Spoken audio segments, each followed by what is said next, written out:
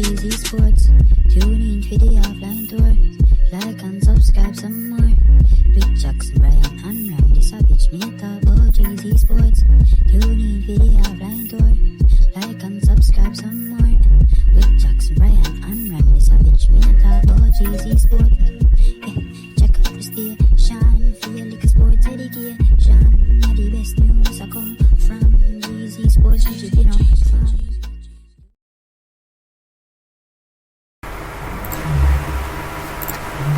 another day again, haha.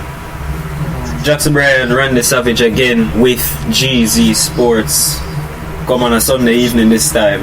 Vamos. Now we could start where Chelsea ended, but we would start differently because we're not singing the blues or anything. The FA Cup draw was done just before that game.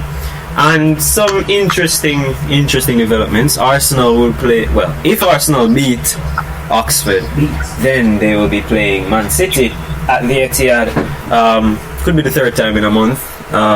What's your thoughts on the draw today? Man City and Arsenal, you said? Yeah, that could be one to watch.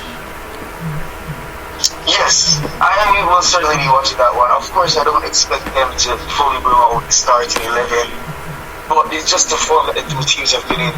Of course, you have a Pep Guardiola Salas, Josep Guardiola Salas, and you have Mikel Arteta, his former protege of sorts.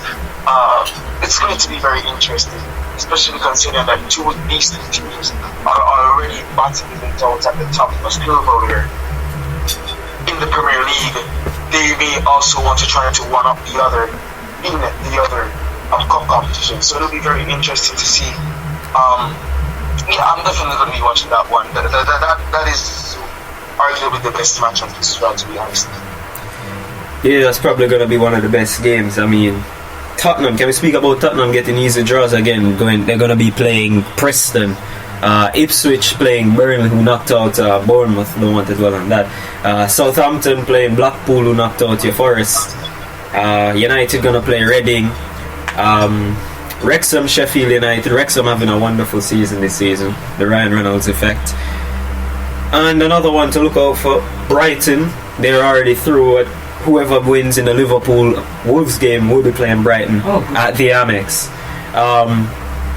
Thoughts on that game yesterday? I don't see the offside for the third goal. I think Liverpool should be out. There shouldn't be a discussion. I honestly think so too. That's one of the more controversial decisions that I've seen all season long. But it's just the English refs at this point, because I honestly don't understand a lot of what happened up to calling that decision an offside. It was a clean goal. I'm actually just stunned. I'm flabbergasted at this point, because there has to be a time where you genuinely have to ask, what the hell is the referee doing? And this is one of those instances. Like, you can't make this stuff up.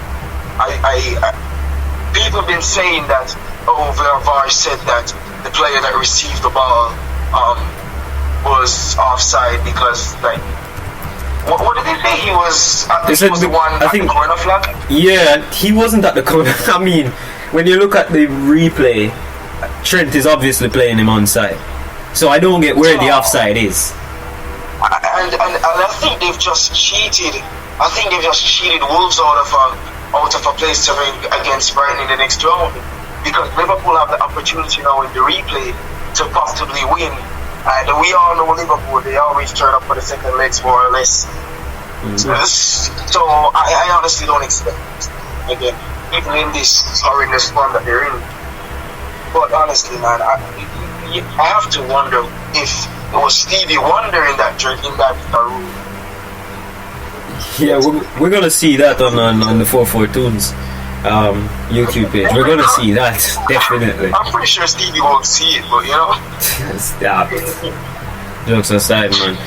But yeah, it should. I hate when things like that happens. I know, you know, over time you say, hey, the results normally favor the bigger teams, which is what usually happens more times than not. But that was a disgusting result. That was a disgusting decision. and it shouldn't have happened. And I'm not going to blame the club because they didn't really make the decision. It was the referees, and it just shows again that English refs don't know how to look at a replay. I actually have to agree with the English refs. I think they're not trained on VAR properly at this point. It's called video assistant referee, right? You're supposed to assist them. You're not supposed to rule out clear goals. It doesn't make any sense to me whatsoever. And I think Wolves have a big play there in the effect. Yeah, man. I mean, Wolves should have been through. I mean, Totti scored a good, flick, celebrated, shirt off, and it should have stood. But there's no dwelling on the past. There will be a third round replay. This is a game no one really wanted. I mean, Liverpool are in Europe, so they don't want a third round replay. Wolves, even though they're not in Europe, I don't think they'd want it either. Into where we started the show though, Chelsea singing the blues, calling for Graham Potter to get sacked, which I still don't understand at all. Graham Potter is probably the best or second best, one of the top 2 English managers currently managing in world football. Let's use that. He has been there, he's shown what he can do with Brighton. He's gone to Chelsea, and I keep repeating it, this job may be too big for him. A Spurs or an England job may have been his level. It may not have been his level, but moving from Brighton to Chelsea, I know he said it's a once-in-a-lifetime opportunity, but sometimes you have to just hope for it in the next lifetime. So, still calls for Potter to get sacked. Chelsea playing absolutely awful. Thoughts? My thoughts on this entire situation. I'm gonna stick with my guns, and I'm gonna stick with exactly what Pep Guardiola said today. They're a really good team. Just take time. As he said, the only reason why he didn't need time at Barcelona is because he had Real Madrid, he had Lionel Messi, but he doesn't have that. Potter does not have that type of player at his disposal. He was sent into a team that was rushed into a sale because of the Russia-Ukraine conflict, right? And as such, he joined a team with virtually no times that he wanted, and he had to work with them. Khalidou Koulibaly was very stiff up in defense. He had no stay. I think he should have just stayed at Napoli, because we'd have just assumed that he was good despite no one watching Serie A. This has proved that he is not really that quality defender that I don't think that we all thought he was. Maybe it was a league, maybe he just had a poor form, but one thing's for certain, and I believe the Premier League panel said it, what I'm about to say too, so credits to him on this observation. But Chelsea, the players were just running about games. There was no form in defense. There was instances where there was a full bucket of space for the Manchester City players to run into, and you can't have that. They're playing like a fully League One team at the moment. They're not even playing like a Champions League team, right? So I understand for calls for them to be sacked, but honestly, at this point, it doesn't make sense because no one wants to join a sinking ship. No one. Yeah, that's true. Nobody wants to be a part of that, and I'll use the word that Alan Shearer used. And it was pathetic, because I watched the first half, and oh my Christ, I seen better defending from Burnley. That's how bad this was from Chelsea. Sorry, City didn't come out of first gear at all. There is no evidence of that. I mean, they were 3-0 up in the first half. Julian Alvarez had 11 touches, scored a penalty. Kepa thought he was prime debut right there, going up in his face and can't save shit. It's awful. The team is rubbish. There's a whole lot of conflict interior. We know about Mendy and Kepa and how that's going. We know about Potter's relationship with Zakaria. It's just all bad for Chelsea. Yeah, it honestly is. Like, Chelsea need to do a whole revamp of the system. They need to get rid of them. We need to get rid of players that they know they're not going to use and keeping on these mammoth wages. They need to just change their whole mentality and shape and focus post-Abramovich era at this time. As you said, the conflict between Kepa and Mendy. Yeah, Mendy was having a little bad stream of form. Kepa stepped in, conflict with the two goalkeepers there. Kepa, I don't know why he was trying to intimidate Alvarez. How are you going to try to intimidate a man that takes penalties? That takes at least 20 penalties every training session of 21 games. You can't intimidate him. He is the intimidator. You get me? You see Alvarez step up for the penalty like Christ above his score already. Right? Any Argentine player that steps up while training with Dibu Martinez, they're not supposed to miss a penalty.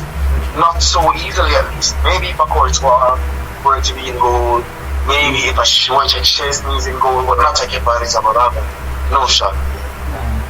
Yeah, and thoughts on Chelsea's big signing, the biggest one they've made so far, Marco Correa. There are many Chelsea fans who really don't like him, many non-Chelsea fans who think he's just aimlessly running around with his, afro. Thoughts on the Spanish left back? I think the man is wrong. I think the Spanish left back should have stayed with Brighton and Hove Albion. I think that he rushed his move to Chelsea without fully exploring his options, without fully developing himself into that world-class left back that we all thought he was. I initially thought he was a really good signing. He's going back to his manager that made him who he is. He was written for the stars, but unfortunately he wasn't made for the stars. You get me? Yes, sometimes it seems as if he's just running to getting that cardio in. Sometimes he just looks as if he's here to be a pro character running from front to back without ever receiving the ball or without ever doing anything with the ball. You know what I'm saying? So I think he needs a little bit of time to adjust to the new, to the toxic dressing room that Chelsea has, because that's the only way I can describe it right now. He left a good feel. He left a good field team with no pressure whatsoever to a mammoth of an English football club where there's internal conflict and the pressure is at an all-time high. So you have to keep it, right? I sympathize with many of these Chelsea players because honestly, it's crazy what's happening at the club right now. It is very crazy. I'm in a bad mood. Yeah, let's not deter from it. Cucurella, just like with Potter, I think the move is a bit too steep at this point in time. I mean, he was in Brighton for a year and thinks he's ready for Chelsea? No, not yet. Chill, You should have stayed at Brighton. Look at Trossard, look at McAllister, look at Caicedo. They could have all moved in the summer. They stayed, and look at Brighton now. Brighton are ahead of Chelsea. I can't buy a good sum of that. Chelsea paid 500 million to be in 10th place. Could never be my team. Could never be. Then again, my team literally spent how much million? I got like 16, so that's not insane. You were about 25 players and are in the relegation fight. 25 aren't enough. We need 50 more to make space. Come on, get in there. Man. But yeah, Chelsea are not in a good position. They have Fulham to play, and Fulham are very, very in form. Then they're going to have to play the North London derby. Well, not North London, but London derby. Apart from Fulham, they have Arsenal to play. No, wait, that's Spurs. Either way, Chelsea are rubbish. They can't find a win. They can't grind out a result either way. Now let's talk about City. There was no Haaland today, no De Bruyne. Cancelo didn't start. No Ruben Diaz. No Edison. And it was a very calm win. Thoughts on the winners of the game? Chelsea, I'm sorry, you said winners, not losers, I'm sorry.